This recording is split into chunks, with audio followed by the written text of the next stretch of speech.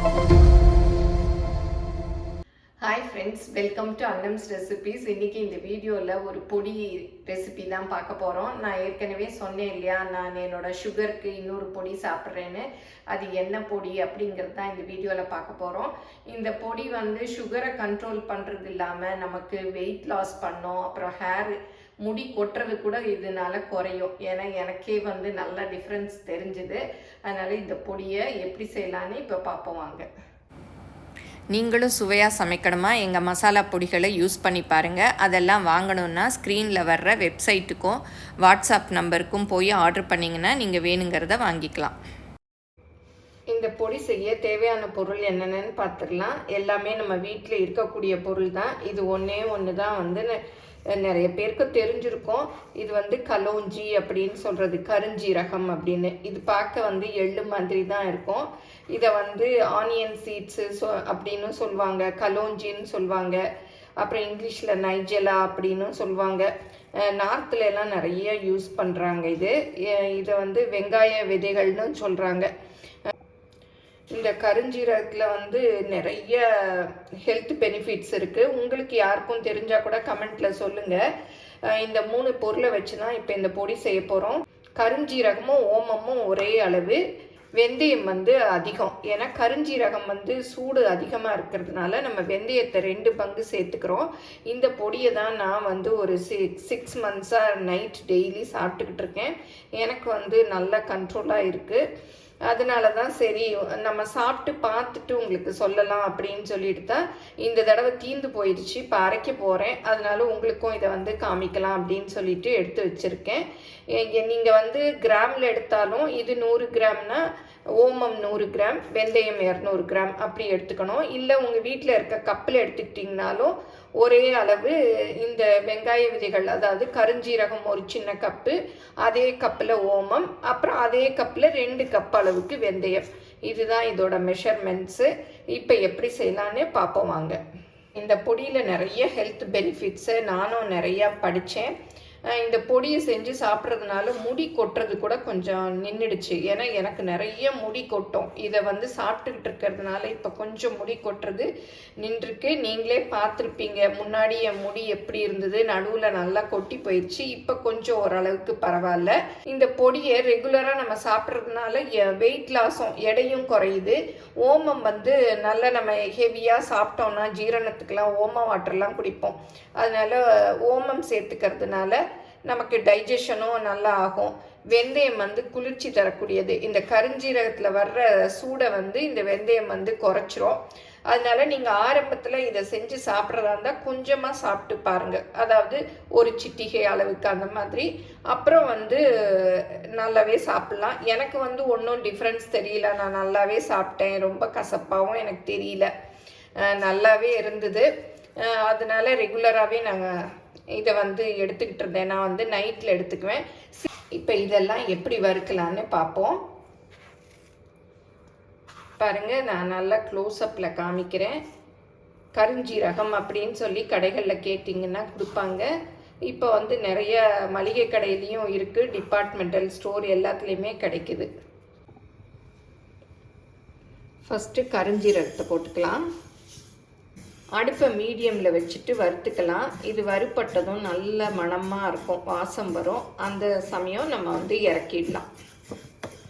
இந்த கருஞ்சீரகத்தில் எண்ணெய் எல்லாம் கூட வருதுன்னு சொல்கிறாங்க, அது கூட சாப்பிட்லான்னு. அது எப்படின்னு யாருக்கும் தெரிஞ்சிருந்தாலும் கமெண்ட்டில் சொல்லுங்கள். ஒவ்வொரு தடவையும் இந்த பொடி ரெடி பண்ணுறச்ச உங்களுக்கு காமிக்கணும், வீடியோ எடுக்கணும்னு நினைப்பேன். பட்டு டக்குன்னு வறுத்து அரைச்சிடுவேன், அதனால் காமிக்க முடியாது. ஒவ்வொரு தடவை இந்த பொடி ரெடி பண்ணுறச்சியும் சரி வீடியோ எடுப்போம்னு நினைப்பேன், எடுக்க முடியாமல் போயிடுச்சு. நிறைய பேரும் சொன்னாங்க இது வந்து சாப்பிட்டுட்டு நல்லா இருக்குது, நிறைய பேர் நல்லா கண்ட்ரோல் ஆகுதுன்னு. அதை தான் கேட்டு தான் நானும் ஒரு 6 மந்த்ஸாக இந்த பொடியை குடிச்சிட்ருக்கேன். எனக்குமே இப்போ நல்லா கண்ட்ரோல் ஆயிடுச்சு. அதனால தான் சரி இந்த தடவை அரைக்கிறச்சு உங்களுக்கு வீடியோ எடுக்கலாம் அப்படின்ட்டு இப்போ எடுத்துகிட்ருக்கேன். பாருங்கள், நல்லா வாசம் வருது. கொஞ்சம் எள்ளு பொரியிற மாதிரி சடச்சடன்னு ஒரு சவுண்டு கேட்கும். அடுப்பை குறைச்சி வச்சுக்கோங்க, ஏன்னா கருப்பாக இருக்கிறதுனால டக்குன்னு கருகி போயிடும். இந்த பொடி தீந்து போய் கூட 10 நாள் ஆயிடுச்சு. இந்த தடவை வறுக்கரைச்ச கட்டாயம் வீடியோ எடுக்கணும் அப்படின்னு சொல்லி முடிவு பண்ணேன். நார்த்து சைடு இந்த சீட்ஸை சமையலில் கூட சேர்த்துக்கிறாங்க. இப்போ பாருங்கள் பொரிஞ்சிருச்சு. இன்னும் விட்டால் ரொம்ப கருகிடும். போதும். நல்லா இல்லை நீங்கள் வந்து வாயில் எடுத்து 2 போட்டு பார்த்தீங்கன்னா கூட நல்லா பொருன்னு இருக்கும். அந்த அளவு வந்தால் போதும். இதை வந்து அப்படியே ஒரு பிளேட்டில் கொட்டிக்கலாம். இப்போ ஓமத்தை போட்டுக்கலாம். ஓமத்தையும் வாசம் வர்ற வரையும் வறுத்துக்கலாம். எல்லாருக்கும் டவுட் வரும், இது எவ்வளோ நாளைக்கு வச்சு யூஸ் பண்ணலான்னு. நம்ம 3 பொருளையும் நல்லா வறுத்து அரைச்சி வைக்கிறதுனால இது நல்லா வாசமாக நல்லா இருக்கும். நீங்கள் வந்து ஃபஸ்ட்டு கொஞ்சமாக வறுத்து செஞ்சு சாப்பிட்டு பாருங்கள். உங்களுக்கு ஒத்துக்குச்சு அப்படின்னா நீங்கள் வந்து அப்புறம் வந்து நிறைய வறுத்துக்கலாம். இந்த 3 பொருளுமே நம்ம வீட்டில் வந்து சமையலுக்கு யூஸ் பண்ணுறது தான்.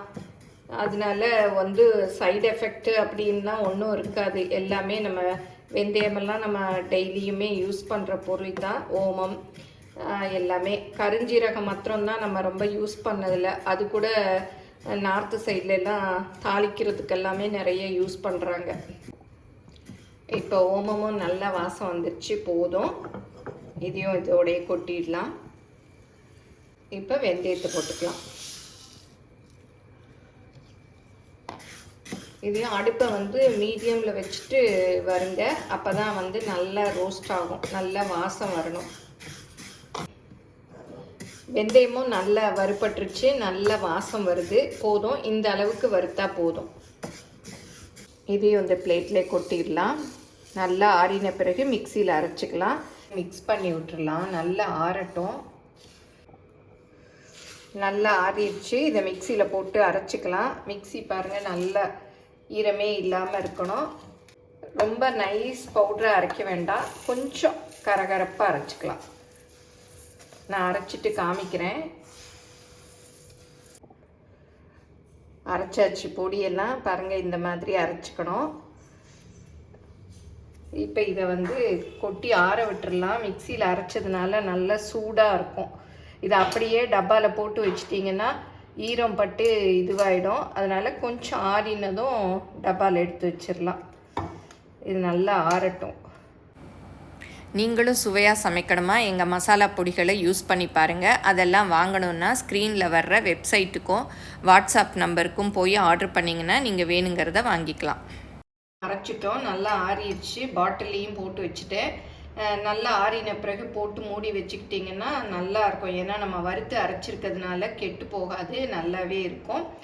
நீங்கள் வந்து ட்ரை ஸ்பூனை போட்டு எடுத்து குடிக்கிறச்ச ட்ரை ஸ்பூன் போட்டுக்கோங்க. நான் எப்போவுமே என்ன பண்ணுவேன்னா நைட்டு சாப்பிட்டு முடித்து படுக்க போகிறச்ச இதில் வந்து ஒரு அரை ஸ்பூன் அளவு தண்ணியில் கலந்துட்டு அப்படியே குடிச்சிட்டு படுத்துக்குவேன். நல்லா எனக்கு வந்து நல்லா சுகரெல்லாம் கண்ட்ரோல் ஆச்சு. என் ஃப்ரெண்டு ஒருத்தங்க தான் இந்த மாதிரி சாப்பிட்றேன் அப்படின்னு சொல்லி சொன்னாங்க. அதுலேருந்து நானும் இதை ட்ரை பண்ணேன். நல்லாவே எனக்கு குறையுது. அதோடு இல்லாமல் எனக்கு முடியும் ரொம்ப கொட்டலை. வெயிட் லாஸும் ஆகுதுன்னு நிறைய பேர் அவங்களும் சொல்கிறாங்க. அதனால் எல்லோரும் இதை வந்து ட்ரை பண்ணி பாருங்கள். ஃபஸ்ட்டு நீங்கள் ட்ரை பண்ணுறச்ச கொஞ்சமாக போட்டு அரைச்சிக்கோங்க. ஏன்னா நிறைய போட்டு அரைக்காதீங்க. எனக்கு ஒர்க் அவுட் ஆகுது அப்படிங்கிறதுக்காக நான் இன்றைக்கி நிறைய அரைச்சிருக்கேன். நீங்கள் வந்து ஃபஸ்ட்டு ஒரு சின்ன கப்பில் கொஞ்சம் கொஞ்சம் அரைச்சி ட்ரை பண்ணி பாருங்கள். அப்புறம் உங்களுக்கு உடம்புக்கு ஒத்துக்குச்சுன்னா நீங்கள் அப்புறம் நிறைய அரைச்சிக்கலாம். இதை எல்லோரும் செஞ்சு பாருங்கள். எப்படி வந்ததுன்னு உங்கள் கமெண்ட்ஸை சொல்லுங்கள். பிடிச்சிருந்தா லைக் பண்ணுங்கள். எங்கள் சேனலை மறக்காமல் சப்ஸ்கிரைப் பண்ணுங்கள். ஃபேஸ்புக், இன்ஸ்டாகிராமில் அன்னம்ஸ் ரெசிபீஸை ஃபாலோ பண்ணுங்கள். தேங்க்யூ.